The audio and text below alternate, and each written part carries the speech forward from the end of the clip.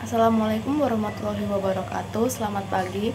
Perkenalkan, nama saya Londra Jovantian dengan NIM 20350760032 akan mempresentasikan mengenai penggunaan media sosial untuk anak di bawah umur. Sebelumnya, apa sih itu media sosial?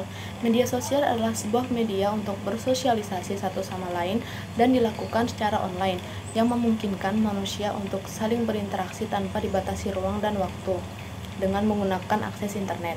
Seiring dengan perubahan zaman, media sosial juga mengalami perkembangan yang sangat pesat. Dan dewasa ini, penggunaan media sosial tidak dapat dipisahkan dari kehidupan manusia karena memiliki peranan yang sangat penting. Hampir semua orang di saat ini memiliki media sosial seperti Facebook, WhatsApp, Twitter, Instagram, dan lain sebagainya. Di era yang serba modern, media sosial bukan hanya digunakan untuk berkomunikasi saja. Banyak fungsi lain, yaitu untuk mencari informasi, kegiatan jual beli. Media sosial tidak hanya digunakan untuk orang dewasa saja. Anak-anak di bawah umur pun banyak yang memiliki media sosial sekarang ini. Saat ini, media sosial seperti YouTube, Instagram, dan juga Facebook sudah menggerakkan batas minimum usia pengguna, yaitu 13 tahun. Dan berdasarkan salah satu penelitian yang dikutip dari mediaindonesia.com, di mana sekitar lebih dari 87% anak-anak di Indonesia sudah dikenalkan media sosial sebelum menginjak usia 13 tahun. Dan ada sekitar 92% anak-anak dari keluarga berpenghasilan di bawah mengenal media sosial lebih dini lagi. Media sosial itu sebaiknya memang dikenal anak pada usia minimal 13 tahun. Namun, ketika pada kenyataannya, anak di bawah usia 13 tahun sudah mengenal media sosial dan harus dalam pengawasan atau pendampingan orang tua. Menurut penjelasan Ade Dian Komala, dalam siaran live dengan radio kesehatan, orang tua harus bisa menjadi lebih perhatian dan bisa memanage waktu antara bermain sosial media dan dengan prioritas yang harus anak lakukan. Tidak sedikit kita melihat anak menjadi tantrum apabila sedang bermain gadget.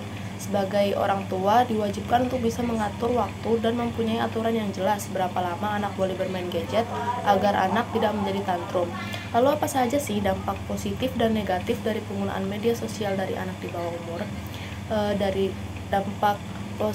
dampak positifnya, yang pertama ada kemudahan dalam mencari informasi.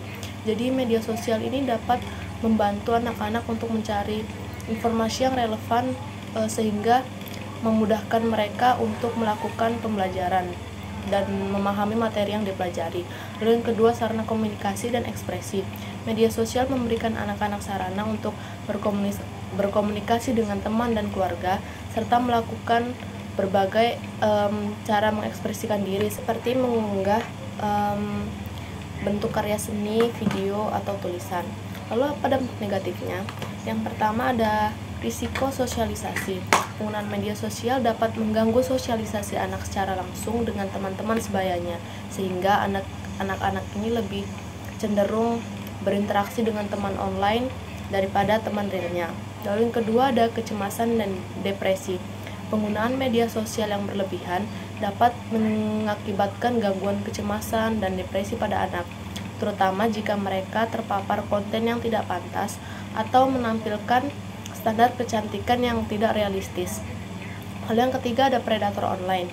Media sosial dapat menjadi tempat penyebaran konten pornografi, kekerasan seksual, atau konten perundungan dan pelecehan yang dapat berbahaya bagi anak-anak. Lalu yang keempat adalah mengakibatkan kecanduan. Penggunaan media sosial yang berlebihan juga dapat mengakibatkan kecanduan pada anak-anak yang dapat berdampak pada kualitas tidur, fisik, dan mental mereka.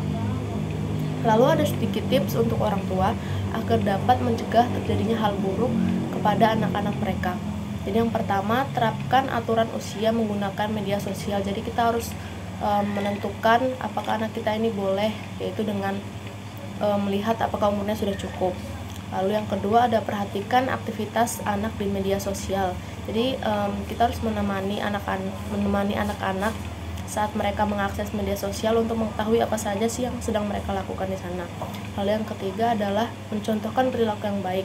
Jadi orang tua harus memiliki hubungan yang baik dalam media sosial dan menghindari menghabiskan terlalu banyak waktu di media sosial agar anak-anak dapat mencontoh perilaku orang tua mereka.